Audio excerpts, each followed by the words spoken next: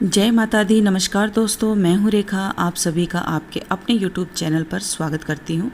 आज की इस वीडियो में आप जानेंगे वट सावित्री व्रत से जुड़े हुए कुछ बहुत ज़रूरी नियमों के बारे में। आप ही के द्वारा पूछे गए प्रश्नों के आंसर आज की वीडियो में मैं देने वाली हूँ। मेरा आप सभी से अनुरोध है कि इस वीडियो को शुरू से लेकर अंत तक पूरा देखिए, पूरा सुनिए। हो सकता है कि आपके भी किसी प्रश्न का आंसर आपको मिल जाए। वीडियो देखने के बाद अगर आपको जानकारी सही लगे तो मेरा आप सभी से अनुरोध है कि इस वीडियो को लाइक और मेरे चैनल को सब्सक्राइब जरूर करें। बेल आइकन को भी प्रेस कर लें ताकि पूजा पाठ व्रत की महत्वपूर्ण जानकारी आप अपने फ़ोन पर देख पाएँ सबसे पहले। आपका सबसे पहले प्रश्न आ रहा है कि वट सावित्री व्रत को दीदी कब और कैसे खोलना चाहिए। वट सावित्री व्रत की पूजा का नियम अपने घर परिवार, अपने क्षेत्र के अनुसार ही आपको करना चाहिए। अगर आपके घर परिवार में जैसा नियम शुरू से लेते आ रहे हैं, आपको भी उस विधि के, उस नियम के अनुसार ही व्रत रखना चाहिए। उस विधि के अनुसार ही आपको अपना व्रत खोलना चाहिए।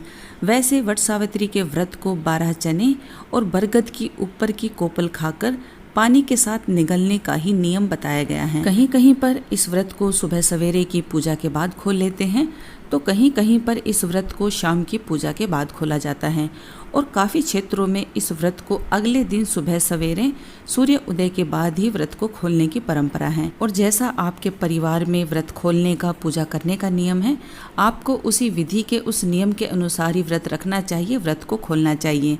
किसी दूसरे की देखा देखी में या फिर बढ़ चढ़ कर किसी व्रत में आपको भाग नहीं लेना चाहिए। यहाँ तक कि इस व्रत को अगर आपके घर परिवार में कोई नहीं करता हो, पहले से अभी तक किसी ने इस व्रत को नहीं किया हो, तो कभी भी ऐसे में किसी नए व्रत की शुरुआत भी आपको नहीं करनी चाहिए। और चने का महत्व इस व्रत में इतना अधिक बताया गया है, जैसा आपने कथा में भी सुना होगा कि यमराज ने सावित्री को चने ही दिए थे जो सावित्री ने सत्यवान को खिलाए थे। तभी से इस पूजा में काले चनों का विशेष महत्व बताया गया है।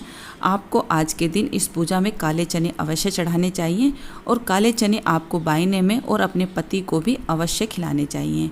आपका अगला प्रश्न है कि दीदी इस व्रत की पूजा अगर पेड़ ना मिले बरगद का तो हम कैसे करें। आपको एक दिन पहले ही बरगद की टहनी, बरगद के पत्ते अपने घर पर मंगा लेने चाहिए, क्योंकि जिस दिन हम किसी देवी देवता का व्रत करते हैं, किसी वनस्पति की पूजा करते हैं, तो उस वृक्ष को, उस पेड़ को क्षति पहुंचाना हमारे शास्त्रों में वर्जित बताया गया है। अगर हम उसी दिन उसकी पूजा करेंगे, उनकी टहनियों को, उनके पत्तों को तोड़ेंगे, तो हमें कोई ना कोई पाप है वो लगता है। तो ऐसी गलती आप ना करें। एक दिन पहले ही बरगद की डाली और पत्ते आप तोड़कर मंगवा लें। अपने घर पर भी आप इस पूजा को कर सकते हैं, बिल्कुल उसी विधि, उसी नियम के अनुसार। आपका अगला प्रश्न है, क्या कुंवारी कन्याएं इस व्रत को कर सकती हैं। हाँ जी, अगर आपके घर परिवार में पहले से इस व्रत को करते आ रहे हैं तो आप भी इस व्रत को कर सकते हैं। अगर आपके घर में अभी तक किसी ने इस व्रत की शुरुआत ना की हो तो आप भी इस व्रत को ना करें। आपका अगला प्रश्न है, इस व्रत को मायके में रखा जाता है पहली बार या ससुराल में। तो देखिए, जो भी व्रत होते हैं, सभी व्रतों की शुरुआत अपने मायके में करना ही सर्वोत्तम होता है। अगर किसी वजह से आप अपने मायके में नहीं हैं तो जहाँ पर भी हैं आप इस व्रत को वहीं पर ही कर सकते हैं, अगर आपके घर परिवार में इस व्रत को रखते हैं तब। आपका अगला प्रश्न है कि सूतक पातक में क्या इस व्रत को रख सकते हैं। अगर आपके घर में किसी बच्चे का जन्म हुआ है या फिर आपके घर में किसी ब्लड रिलेशन में किसी की मृत्यु हुई है तो आपको यह व्रत मानसिक रूप से रखने की सलाह दी जाती है। आपको पूजा नहीं करनी है, केवल मन ही मन भगवान सत्यवान सावित्री का ध्यान करना है, ब्रह्मा विष्णु और महेश का ध्यान करना है। आप चाहें तो एक व्रत आप क्षमा प्रार्थना करके स्किप भी कर सकते हैं। ऐसा करने से आपको कोई पाप दोष है वो नहीं लगता है। आपका अगला प्रश्न है कि पीरियड्स में इस व्रत को कैसे करना चाहिए। अगर आपका पीरियड्स का 5वां दिन है तो आप निसंकोच पूजा व्रत कर सकते हैं। अगर आपको 5 दिन पूरे नहीं हुए हैं तो ऐसे में आपको केवल मानसिक रूप से व्रत रखना है। आप यह पूजा किसी दूसरे से भी करवा सकते हैं। आपका अगला प्रश्न है कि गर्भवती महिलाएं इस व्रत की पूजा कैसे करें, फेरी लगाएं या नहीं। अगर आप गर्भवती महिलाएं हैं, चाहे आपका दूसरा महीना चला हुआ है या फिर आपका 7वां महीना ही क्यों ना चला हुआ है, आपको केवल व्रत रखना है। आपको वट वृक्ष की परिक्रमा नहीं करनी है। अगर आप इस पूजा को अपने घर पर कर रहे हैं तो आप बैठकर वट वृक्ष की डाली के ऊपर 5, 7 या फिर 11 बार कच्चा सूत लपेट सकती हैं। आप संपूर्ण पूजा कर सकते हैं। आप संपूर्ण नियम का पालन करें और परिक्रमा आपको नहीं करनी है। सुबह सवेरे पूजा करने के बाद आप फलाहार या मीठा अन्न या फिर आप अपने व्रत को भी खोल सकते हैं। इसमें किसी प्रकार का कोई दोष भी आपको नहीं लगेगा। आपका अगला प्रश्न है कि बायना किसे दें, कब दें और बायने में कौन सी चीज़ें देना बेहद ज़रूरी है। तो देखिए, आपके घर में अगर आपकी सासू माँ है, नंद है, जेठानी है, तो सबसे पहले बायना आपको उन्हें ही देना चाहिए। अगर आपके घर में इनमें से कोई भी रिश्ता नहीं है या कोई भी आपके पास में नहीं है, तब आपको यह बायना निकाल कर किसी ब्राह्मण के घर पर भी पहुंचाना चाहिए। बायना अवश्य निकालना चाहिए, तभी आपको आपके व्रत का संपूर्ण लाभ प्राप्त होता है।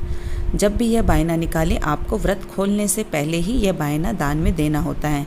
बायने में सबसे पहले आपको एक पंखा लेना है। उस पंखे के ऊपर आपको सभी सामग्री रखकर दान में देनी है, जैसे कि साड़ी ब्लाउज़। अगर आप सामर्थ्यवान हैं तो साड़ी ब्लाउज आप अवश्य लें। अगर किसी वजह से आपकी स्थिति कमज़ोर है तो आप केवल ब्लाउज का पीस भी रख सकते हैं। इसके ऊपर आपको 5 या 7 श्रृंगार की सामग्री भी अवश्य रखनी है। जो आपकी मर्जी हो आप वो रख सकते हैं। सबसे पहले आपको मौसमी फल रखना है। जो भी पकवान आज के दिन आपके घर में बनता है, हलवा, पूरी, गुलगुले अगर बनते हैं तो आप बायने में वो भी अवश्य निकालें। अगर नहीं बनते हैं तो कोई भी मीठी चीज़ रखकर आप बायने का दान दे सकते हैं। इसी के साथ आपको दक्षिणा अवश्य रखनी है। ये सभी चीज़ें आप पंखे के ऊपर रखकर पानी से मिंसकर अपनी सासू माँ के पैर छूकर आपको बायना निकालना चाहिए।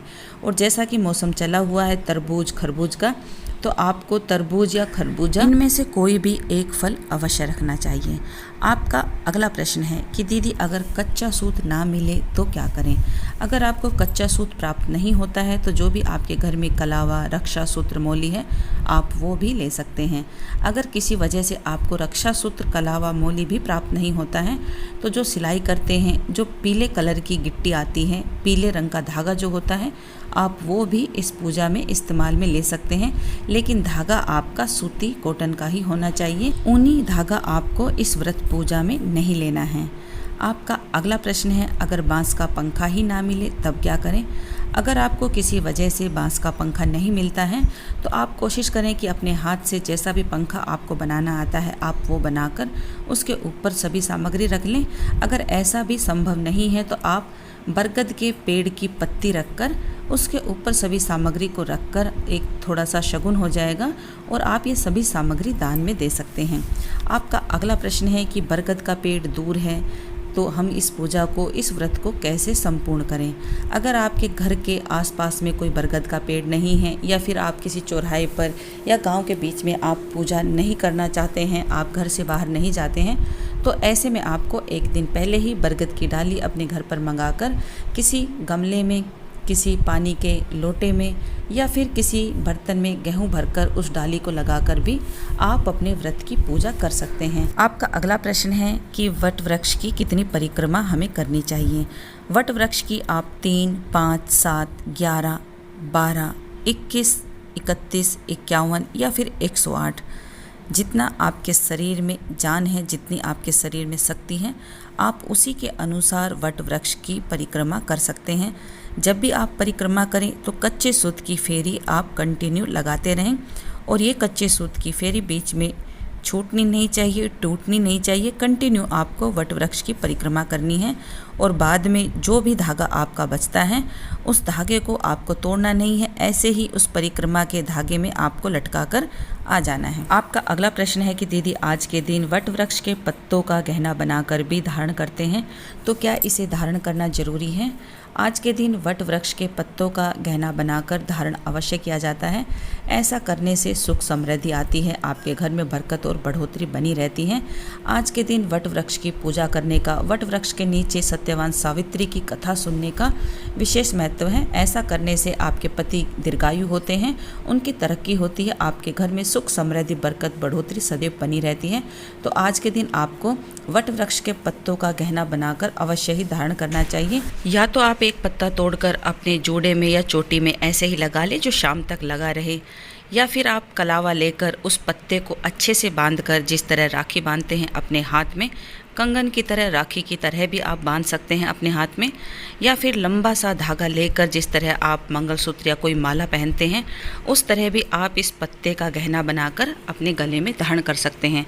ऐसा करने से आपके सुख सौभाग्य में वृद्धि होती है। आपको यह गहना आज के दिन अवश्य ही धारण करना चाहिए और अगले दिन सुबह सवेरे पारण करने के बाद आप इस गहने को उतारकर किसी बहते हुए पानी में प्रवाहित कर दें या कहीं साफ स्थान देखकर आपको मिट्टी खोदकर इसे दबा देना चाहिए। आपको ऐसे ही इस गहने को और बरगद के पेड़ की डाली जिसकी आपने पूजा की है और कच्चे सूत को आपको ऐसे ही किसी गंदे स्थान पर नहीं फेंकना चाहिए। या तो आप किसी पीपल वृक्ष के नीचे रख दें या कहीं साफ स्थान देखकर आपको गड्ढा खोदकर दबा देना चाहिए, या कहीं बहते हुए पानी में भी आप इस संपूर्ण सामग्री को प्रवाहित कर सकते हैं। जो भी फल फूल मिठाई आपने चढ़ाया हुआ है वो आप अपने घर परिवार में प्रसाद रूप में उसे वितरित कर सकते हैं। जो भी दान दक्षिणा आपने चढ़ाई है वो किसी ब्राह्मण ब्राह्मणी को या किसी बड़े रिश्ते को आप दान में दे सकते हैं। मैंने पूरी कोशिश की है आपके जितने भी कमेंट आ रहे हैं उन सभी का रिप्लाई करने की। अगर वीडियो देखने के बाद अभी भी आपका कोई कन्फ्यूजन है तो निसंकोच कमेंट करके आप मुझसे पूछ सकते हैं। वीडियो देखने के लिए आप सभी का बहुत बहुत धन्यवाद। जय माता दी।